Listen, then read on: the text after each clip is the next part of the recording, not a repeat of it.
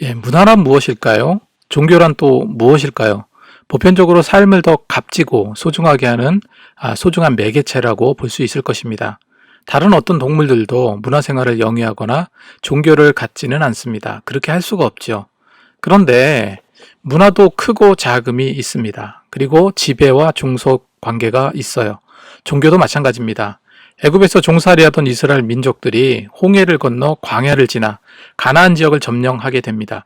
당시 이스라엘 민족들은요, 될 것 같지 않은 상황 속에서 되게 하시는 하나님의 기적을 맛봤어요. 그럼에도 지도자인 모세의 부재로 인해서 하나님이 떠나신 게 아닌가 하는 조급증 때문에 금송아지 우상을 세워서 섬김으로써 하나님의 진노를 맛보기도 했습니다. 이후에 갖가지 우여곡절 속에서 젖과 꿀이 흐른다는 그 약속의 땅, 가나안 복지를 점령하게 됩니다. 그런데 가나안 그곳은요, 전혀 다른 문화적 환경이 있었습니다. 이스라엘 백성들은 오랜 노예 생활과 그런 근성으로 인해서 굉장히 길들여진 그런 상태였습니다. 그런데 그 가나안 원주민들은 자신들과는 달라 보였습니다. 더 고급화되고 더 멋진 가나안 토착민들의 종교와 문화에 빠져들기 시작했다는 것입니다. 결국에 우상과 타락에 빠져들기 시작했습니다. 이는 당시 문화적, 종교적, 종속의 한 단면을 보여주고 있는 것이죠. 이스라엘 백성들은 인본적이고 퇴폐적이기까지 한 죄악의 종교를 왜 들춰보기 시작했을까요? 바로 동경이었습니다. 밋밋하고 당신을 위해 어떤 조각상도 세우지 말라고 말씀하신 하나님과 달리 저들의 우상은요, 굉장히 화려하고 또 쾌락적인 즐거움이 있었던 것입니다. 그래서 너무 쉽게 그곳에 빨려들게 되었고 결국 우상 숭배로 인해서 이스라엘 백성들은요, 멸망의 길을 걷게 됩니다. 지금 이 시대도 당시 시대적인 상황과 다르고 또 문화 종교적인 배경이 다르다고 하지만 여전히 현란하고 화려한 세속적인 문화로 인해서 하나님의 말씀은 희미한 울림으로밖에 인식되지 않고 있습니다. 하나님을 찾지 않는다는 것 그 자체가 죄악임을 우리는 성경을 통해서 늘 교훈을 얻습니다. 현실도 다르지 않습니다. 하나님의 길이 세속화로 물들어가고 또 세상 문화에 종속되기 시작하면 결국 이스라엘 백성들의 멸망의 길을 똑같이 겪게 될 것이라는 거죠. 제가 다시 방탄소년단 이야기를 하려고 합니다. 이스라엘 백성들이 타락 우상의 종교와 문화에 빠져들었던 것처럼요. 지금 이 시대에도 무분별한 그리고 여과 없이 이 세상적인 문화를 받아들이게 되면 다양한 부분에서 영적 어려움을 겪게 될 것을 제가 알기 때문이죠. 그래서 우리는 세상 문화를 제대로 알고 판단해야 합니다. 저는 일전에 방탄소년단 BTS를 중심으로 8편의 영상을 제작해서 올린 바가 있습니다. 방탄소년단의 미디어 장악력과 그들의 팬덤인 아미의 힘을 거론하면서 BTS 팬이라면 그들이 보여준 일부 내용과 퍼포먼스에 성경 말씀의 진리를 왜곡하는 여러 가지 반기독교적인 요소들을 설명하였었습니다. 그것을 올리고 나서 몇 개월이 지났는데 여러 반응들이 있었습니다. 먼저는 저보고 무슨 음모론자냐 혹은 세대주의 종말론자냐 물으시는 분도 계셨습니다. 짧게 그리고 정확하게 말씀드리면 아닙니다. 오히려 그 반대입니다. 하지만 세상에 가진 자와 갖지 못한 자, 그리고 가지려는 자와 가진 것을 또한 지키려는 자들이 이 세상에는 공존해 있다는 거예요. 그래서 자신의 목적을 이루고 성취하기 위해서는 악착같이 경쟁할 것이고 그로 인해 옳지 않은 음모나 음모론은 계속해서 나올 수밖에 없을 것입니다. 두 번째로 예상은 했지만 많은 격려의 글도 올라왔고 많은 은혜와 도전을 받았다는 분들도 많이 계셨지만 왜 BTS를 그런 식으로 보냐며 반박과 항의성 댓글이 많이 올라왔습니다. 제가 너무 심한 것 같은 댓글은 삭제하였지만 지금 남아있는 댓글들도 교회와 그리고 우리 믿는 자들을 비난하는 내용들이 많은 게 사실입니다. 저는 심하게 기독교를 폄하하거나 욕하는 것을 제외하고는 댓글은 다 남겨두었습니다. 우리 믿는 자들도 들어야 할 필요가 있기 때문입니다. 사탄은요, 사람의 마음을 통해서 역사합니다. 모든 자들의 마음속에 악한 생각을 내게 하고 악한 행동을 하게 만듭니다. 주로 힘과 권력과 세속적인 문화에 기생하여 반복음적인 표현을 주입합니다. 그로 인해서 우리 신앙을 빼앗고요, 훼손하고 진리가 아닌 것을 진리로 바꾸려고 합니다. 지금 가장 강력하게 젊은이들의 마음을 사로잡고 빠져들게 하는 것이 세상 문화이고 그 중에서 가장 대표적인 것이 무엇입니까? 노래와 영상들이에요. 또한 그 중심에 서 있는 것이 바로 K-팝이죠. 제가 다시 한번 말씀드리지만 저는 BTS를 폄하하거나 그들을 욕하려고 영상을 제작하는 것은 아닙니다. 오히려 그 반대죠. BTS를 좋아합니다. BTS 노래도 자주 듣습니다. 그리고 BTS의 영향력에 대해서 큰 관심을 갖고 있어요. 특히 이들의 혁신적이고 창의적인 노래와 춤, 그리고 전 세계에 나타나고 있는 그 BTS라는 그 밴드의 그 영향력이 어디까지 미칠지 그것에 대해서도 굉장히 궁금합니다. 저는 BTS를 연구하고 배우려고 합니다. BTS를 중심으로 좀 더 포괄적으로 전반적인 어떤 한류 문화에 대해서 알고 이해하고 싶어요. 그리고 K-팝을 중심으로 전 세계가 어떤 문화적인 방향성을 갖고 나가는지 그 흐름의 조류를 제대로 제가 알고 싶습니다. 이유는 단 하나입니다. 저는 이런 한류의 영향력이 어찌 보면 신기하기도 하고요. 어찌 보면 놀랍다는 생각도 듭니다. 그렇기 때문에 이런 현상이 단순히 현상이나 유행으로 끝을 맺을지 아니면 우리 복음에 부담을 주고 바르지 않은 방향으로 나아갈지 제대로 한번 맥을 짚어보고 싶다는 것입니다. 다시 말해서 이건 저희 크리스천들의 시각이지만 복음적으로 세상 문화들을 필터링 해보고 싶다는 그런 생각입니다. 저의 글을 비판하시는 분들 중에는 이런 말씀을 하세요. 기독교는 굉장히 독선적이다. 기독교는 이중적이다 라고 말하기도 합니다. 불신자 입장에서 그렇게 받아들일 수 있다고 봅니다. 한 가지 예로 우리 기독교의 구원관이 무엇입니까? 구원은 오직 예수 그리스도를 통해서만 가능합니다. 다른 어떤 길이 없습니다. 성경은 그걸 말하고 있거든요. 예수를 주로 고백하고 거듭나야만 구원을 받습니다. 우리는 또한 그 사실을 믿습니다.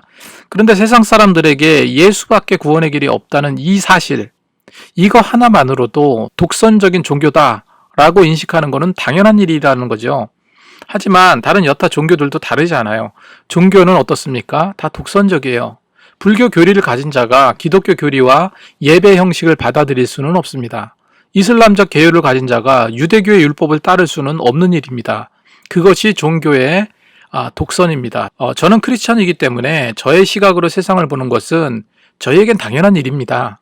그렇게 그 기독교적인 어떤 시각으로 바라보는 저를 보는 세상 사람들은 어떤 생각을 갖고 있을까요? 지극히 독선적인 자라 말할 것입니다. 그래서 어떤 영상이 되었던 이런 저의 상황을 이해해 주시고 알아주셨으면 좋겠습니다. 전에도 말씀드렸듯이 저는 중고등학교 시절에 미국의 팝송에 많이 심취해 있었죠. 그리고 저는 서태지와 아이들을 굉장히 좋아했었습니다. 그런데 96년도에 서태지와 아이들이 해체를 공식 선언을 하고 그때쯤 저는 팝송과 가요를 아예 듣질 않았습니다. 그쯤에 교회 사역을 하다 보니까 왠지 그런 대중문화에 젖어 있는 게 옳지 않아 보였어요. 그래서 때로는 부담이 되기도 했던 이유들도 있었습니다. 내가 가르치는 아이들을 영적으로 이끌 자인데 내 영성이 맑아야 가르치는 아이들의 영성도 맑아지지 않겠나, 이런 생각에 의도적으로 듣지 않았었던 것입니다. 그러던 중에 2012년도에 싸이의 강남스타일이 전 세계에 인기를 끌 때 저는 다시 우리나라 가요를 듣기 시작했어요. 폭풍 같은 강남스타일의 신드롬에 저는 가요라고 하는, 특별히 아이돌 가수의 한 장르처럼 여겨지는 그 K-팝에 많은 관심을 그때 갖게 되었습니다. 강남스타일이 빌보드 핫백 차트에 7주 동안 2위를 기록했다는 그 사실은요, 팝송을 들어왔었던 제게 거의 충격적인 사건이었습니다. 충격적으로 다가오더라고요. 물론 그 전에 우리나라 K-팝 스타들은요, 어떻게 해서든지 미국 시장을 뚫고자 노력을 기울였습니다. 대표적인 가수가 JYP의 원더걸스였습니다. 그런데 우리나라에서는 대단한 가수였지만 미국 진출은 거의 처참한 수준이었죠. 기사를 보면 원더걸스의 노바디는 빌보드 핫백 차트에 76위까지 오르게 됩니다. 그런데 이게 미국에서 인기를 끌기 위해서 온갖 편법을 동원하면서, 이 제가 말씀드리는 편법이라는 것은 이 불법을 말하는 것은 또 아닙니다. 박진영도 말했듯이 정상적인 루트는 거의 앨범이 팔리지 않았다고 그래요. 그래서 이 대상을 초등학생들로 잡고 초등학생들을 위한 아동복 가게에서 원더걸스의 음반을 유통했다고 그러죠. 그리고 앨범 한 장 가격도 겨우 1달러밖에 되지 않았습니다. 그렇게 고생해서 이뤄낸 결과가 핫백 차트 76위였습니다. 물론 대단한 거였어요. 그때 저는 뉴스를 통해서 박진영이 미국에서 얼마나 고생했는지 듣게 되었지만 그리고 핫백 76위가 대단하다고 여겼지만 이 K-팝이 미국 시장을 뒤집어 놓는다는 것은요, 그 당시만 해도 망상과 같다는 생각이 사실 들었어요. 그런 생각을 깨트려버린 사건이 바로 강남스타일이었던 거죠. 저는 강남스타일 이후로요, 고등학교 시절처럼 매주 빌보드 차트를 들여보는 그런 습관이 다시 생겼고 K-팝을 많이 듣게 되었습니다. 그리고 시간이 거슬러 다시 듣게 된 한국의 대중가요, 특히 아이돌 스타들이 중심이 된 K-팝은요, 너무나도 많은 발전을 했다는 것을 제가 실감을 하게 되었어요. 노래도 좋고요. 가수들 실력도 월등했습니다. 그리고 훌륭한 댄스는 정말 대단했어요. 그래서 K-팝 가수의 뮤직비디오가 나오면 지금 어떻습니까? 전 세계 젊은이들이 커버 댄스를 추면서 이렇게 즐기는 문화가 돼버렸어요. 그 이후에 등장한 가수가 바로 방탄소년단이었던 겁니다. 저는 방탄소년단들이 데뷔한 지 한참 후에나 듣게 알게 되었는데, 그렇다면 제가 왜 방탄소년단들에 관심을 갖게 되었을까요? 그리고 왜 방탄소년단들을 공부해야 되겠다 이런 마음을 먹었을까요? 먼저 BTS 현상에 대한 그 신기함과 놀라움이 그 첫 번째 이유입니다. 인정하지 않을 수 없는 것은요, BTS는 서태지 이후 K-팝의 혁명을 이룬 자라는 사실이에요. 정말로 어마어마한 글로벌 영향력이 우리 믿는 자들에게 어떤 파도로 다가오게 될지 나름대로 분석하고 판단해보고 싶었습니다.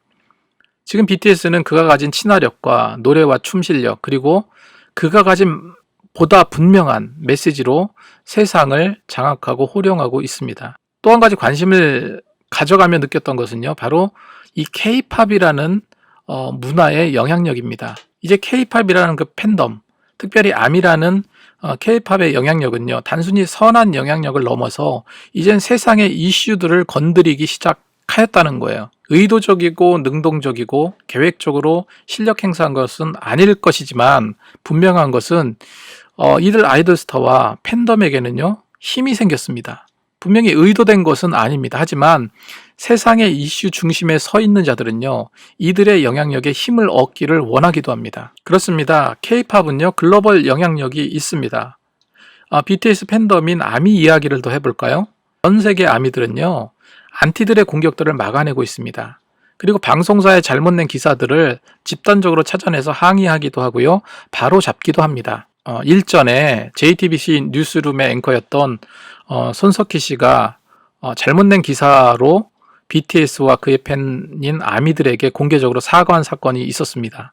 이건 전례가 없었던 일이라고 하죠. 이런 BTS의 팬덤인 아미의 힘을 우리는 실감할 수가 있는 거죠. 그런 아미의 힘은요, 이에 머물지 않고 미국의 흑인 인권운동과 트럼프 재선 반대까지 어느 정도 영향력을 행사하기도 했습니다. 또한 전 세계의 어떤 크고 작은 시위 가운데서 세계에 이슈화하기 위해서 한글 팻말을 들고 시위하는 나라가 있기도 합니다. 이런 현상을 우리는 어떻게 이해하고 받아들여야 될까요? 비단 BTS 팬 아미 말고 다른 K-팝 팬덤들 역시 정치적이고 인권적이고 인종적인, 그리고 세계 이슈들에 대한 영향력을 보이고 있다는 점에서 저는 굉장히 놀라웠습니다. 저는 방탄소년단과 아미, 그리고 K-팝 스타들과 그들의 팬덤의 영향력은 시간이 갈수록 더 강해지고 더 큰 영향력을 행사할 것이라고 생각하고 있습니다. 자, 그렇다면 그런 영향력을 행사하는 것이 나와 무슨 상관이 있어서 그러냐, 우리 믿는 자들과 무슨 연관이 있다고 하느냐 말씀하실 수도 있습니다. 아미를 위시해서 단단하게 다져져 가고 있는 K-팝 팬덤들의 선한 영향력에는요, 정말로 박수 칠만 하죠. 이제껏 그래왔듯이 팬 이상의 사회적인 약자들과 어려움에 처한 자들을 위한 목소리를 높인다는데 반대할 이유가 어디 있겠습니까? 계속해서 저들의 선한 영향력을 펼칠 것을 저는 응원하고 있습니다. 하지만 그럼에도 불구하고 만약에 이것이 서로 논쟁이 되고 있는 어떤 정치적인 이슈나 논란이 될 만한 그런 사회적인 이슈에 나름대로의 영향력을 행사하게 된다면 그것은 크고 작은 갈등과 문제가 생겨나게 될 것은 자명한 일입니다. 실례로 작년 칠레에서 지하철 요금 인상으로 반정부 시위가 계속된 적이 있었습니다. 칠레 정부는 그 반정부 시위의 중심에 K-팝이 있다라고 그런 보고서를 냈다고 합니다. 그런데 이 칠레 정부가 어떻게 보면 뜬금없는 이야기 같지만 상당히 객관적인 자료를 제시했어요. 현지 언론에 따르면 칠레 정부는요, 지난 10월 18일부터 반정부 시위 참가자들의 소셜미디어 사용 패턴을 분석하고 보고서를 작성했다고 합니다. 그런데 내무부가 작성해서 검찰에 제출한 112쪽의 분량의 보고서는요, 그 보고서의 핵심은요, 반정부 시위에 외국의 영향력이 두드러졌다는 특징이 있었고, 그 가운데 가장 막강한 화력으로 등장한 것이 K-팝이었다는 거예요. 이런 내용을 칠레 정부가 공식적으로 발표한 것입니다. 우리가 작년에 홍콩 시위도 기억나시죠? 홍콩 시위가 있을 때 한글로 된 팻말을 들고 시위하는 사람들을 종종 볼 수 있었어요. 이렇게 한글로 된 팻말을 들고 시위하는 이유는 바로 세계에 이슈화하기 위해서라고 합니다. 태국의 반정부 시위에서도 K-팝 노래들이 계속해서 울려 퍼지고, 그리고 한글로 된 팻말을 들고 시위에 참여하고 있었다는 것을 우리는 매스컴을 통해서 보아왔습니다. 그런데 문제가 무엇입니까? 바로 찬반 양론으로 극명하게 나눠져 있는 이슈에 참여한다는 것이 굉장히 큰 문제가 될 수 있다는 거죠. 대표적인 것이 동성애 문제입니다. 이 인권이라는 명목으로 K-팝 팬덤들은 적극적으로 옹호하고 나서고 있다는 거예요.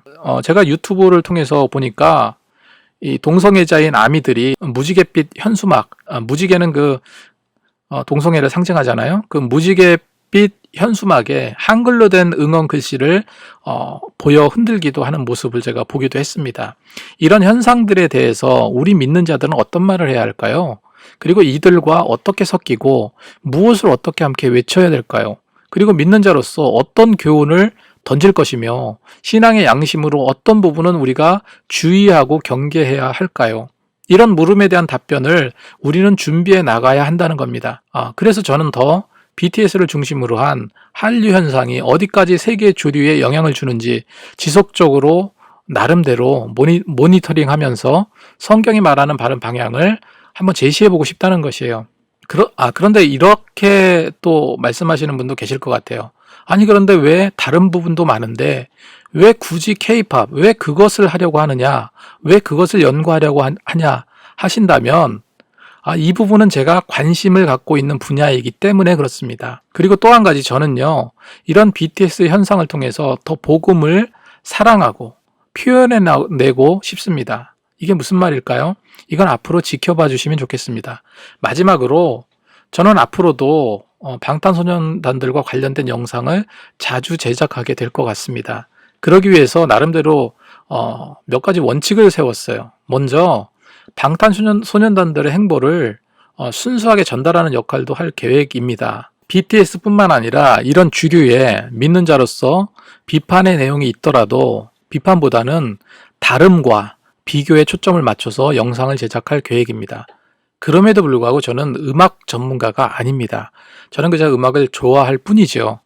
1차적으로 지금 일어나고 있는 이슈들을 전달하는 전달자 역할을 감당할 것이고, 그에 대해서 성경적으로 코멘트를 하겠습니다. 물론 성경적인 코멘트를 하겠지만 솔직히 개인적인 사견이 안 들어갈 수는 없을 것 같습니다. 하지만 개인적인 사견은 최대한 자제하도록 하겠습니다. 저는 지금 교회의 현실을 보면요, 정말로 마음이 아파와요. 코로나로 인해서 예배를 제대로 드리지 못하는 것, 그것 때문만은 아닙니다. 정말로 부끄럽고 감추고 싶은 치부는 정말로 드러날 대로 다 드러났어요. 교회가 짓이겨질 대로 다 짓이겨졌습니다. 그럼에도 불구하고 제 생각은 정말로 교회의 상처와 골마 터진 것들이 다 드러났지만, 그럼에도 불구하고 더 닦아내고 더 짜내야 된다고 생각을 합니다. 그렇게 짜낸 상태가 돼야지 비로소 성령께서 메스와 칼을 들고 소독하시고 치료하시고 수술하실 것을 알기 때문에 그렇습니다. 정말 이제 우리 믿는 자들이 변해야 됩니다. 그리고 더 무릎을 조아리고 회개해야 합니다. 가나안 정착 이후 문화와 종교에 종속되어서 결국 우상숭배와 타락의 길을 걸었던 이스라엘 백성들, 종국에는 멸망이라는 심판에 이른 것을 우리는 다시 한번 상기하고 싶습니다. 우리는 세상 문화를 즐기고 누리되 결코 사악하고 반기독교적인 문화를 결코 용납해서는 안 될 것입니다. 확고한 복음의 진리 위에 서서 세상에 바르지 못한 문화에 결코 종속되지 말아야 할 것입니다. 여러분 기억하십시오. 복음은 언제나 힘이 있습니다. 역동적인 생명력이 있습니다. 빛과 소금을 잃어버린 이 땅의 많은 교회들이 다시금 빛과 소금으로 세상을 밝히고 맛을 내는 그 노력이 다시 시작되어야 할 것입니다. 다시 한번 말씀드리지만 제가 BTS 소식이나 이슈를 전달하는 영상을 제작한다 해도, 그리고 아무리 BTS를 연구하고 공부한다 한들 내게 얻어질 수 있는 지식은요, 결국 방탄소년단들의 조각의 단편에 불과할 것입니다. 하지만 이런 조각들이 모이면 나중에 우리가 알고 나서야 되는 큰 자료, 요즘 말로 빅데이터가 될 거라고 생각을 합니다. 부족하지만 앞으로 많은 기대 부탁드립니다. 감사합니다.